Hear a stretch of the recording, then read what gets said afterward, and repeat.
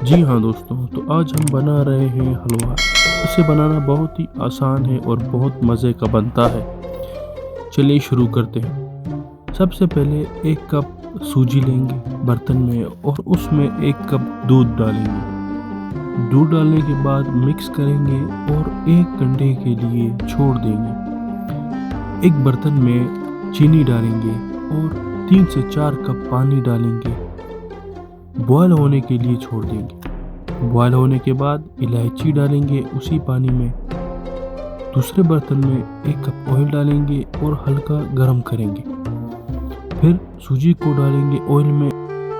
Oil में डालने के बाद व्यूअर्स चम्मच की मदद से भूनना शुरू करेंगे जब तक सूजी ऑयल को जज्ब ना करे और वही अलग अलग ना हो जाए, इस तरह से।